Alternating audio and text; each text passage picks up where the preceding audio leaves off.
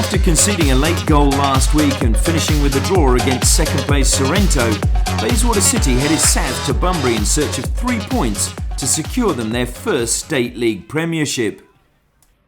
And they were soon on the attack. Gianni Papalia found Ross Cosgrove wide on the right, who in turn found Cisco Jaquera, who played a sharp 1-2 with Paul McCarthy before he fed Gustavo Giron Maralunda, who drew the keeper but pushed his shot wide of the far post. Soon after, Bunbury's James Cogley played the ball infield to Danny Kane, who played a superb first-time ball in behind the defence for Aidan Savary, but he lifted his shot over the crossbar. Papalia bowled the ball out to Jaquera, who was dispossessed by Cogley. Matlock turned away from McCarthy before he was fouled, and Bunbury had a free kick. Up stepped Matlock, who forced Papalia to hurry, but the Bayswater stopper saved. A corner to Bunbury in the 21st minute saw the ball played short to Kane. He shaped a cross before giving it back to Aidan Savary. He whipped it into the box where Bright Ababayo was on hand to flick home and give Bunbury the lead. Savary's cross is a good one. Ababayo attacks the ball and gets ahead of Andy Riali and gives Papalia no chance whatsoever. Suddenly Bayswater's task had been made a little harder. But a minute later that changed dramatically. A long ball forward by Bayswater saw Giron Maralunda burst forward, but he was thwarted by Bunbury keeper Jamie Oakley, who was adjudged to have handled outside of his penalty area, and he was shown a straight red card. Bunbury were down to 10 men. Oakley does appear to block Giron Maralunda's effort with his arms outside the penalty area and therefore warranted a straight red. 9 minutes later, Kearney played another ball forward for Bayswater, picking out Patrick Quinn. He looked up and found Giron Maralunda in space, who beat 2 defenders before side-footing past replacement keeper Liam Reeves to pull Bayswater level.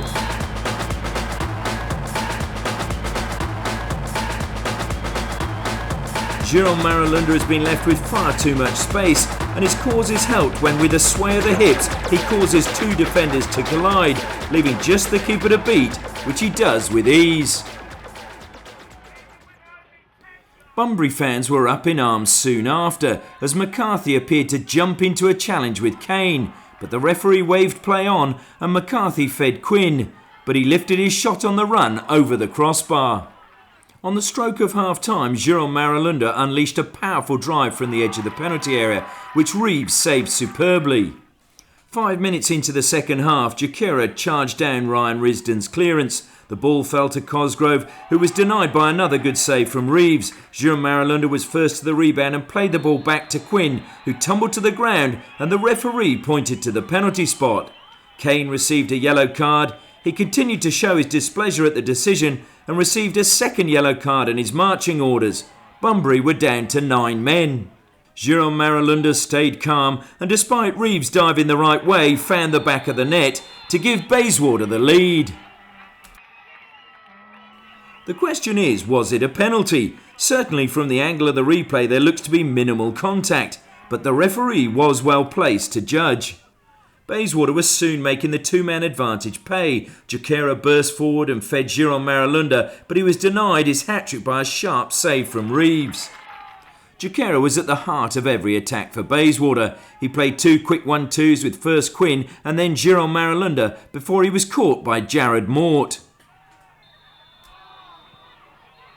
Cue Giron Maralunda. He clipped the ball over the wall and curled it past the outstretched arm of Reeves for his and Bayswater's third, to almost certainly hand Bayswater the Premiership for 2012. An exquisite free kick from the league's leading scorer and the perfect way to complete a hat-trick. In the 88th minute, Bayswater put the icing on the cake. Substitute Larry Miller was clumsily brought down by Jared Mort, and Bayswater had a second penalty. Mort had a second yellow card, and Bunbury were now down to 8 men.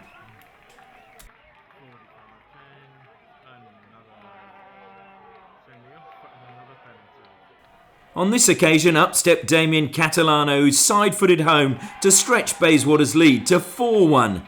The celebration far more spectacular than the goal itself.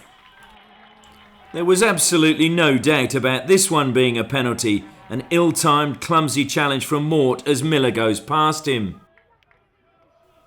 Soon after, the final whistle sounded and Bayswater City had clinched their first Premier League title, and the celebrations were soon underway.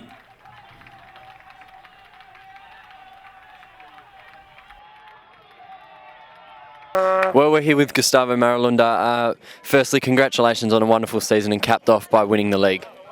Oh, thank you for that. Look, I'm speechless at the moment, but in saying that, we are very happy. It's about time to bring it to the club because look, the supporter we have, we couldn't do anything but winning the league. I'm very happy. Thanks for that. What was your thoughts on the season overall? Obviously, winning the title, you must be very pleased with the club. I'm pleased with the players and the club. Look, like I said at the beginning, we built this team to win the league, and very, very close this year, I have to say. But then again, look, we only lost one game against all the top 5 or top 6 teams. So I think we deserved for what we've done all season. What were your thoughts on today's match? Obviously, a lot of cards being handed out and quite a physical encounter for the boys. What did you take from today's game? Look, I wasn't surprised by the fact that Bunbury came very strong. They were very committed. They made too many faults anyway.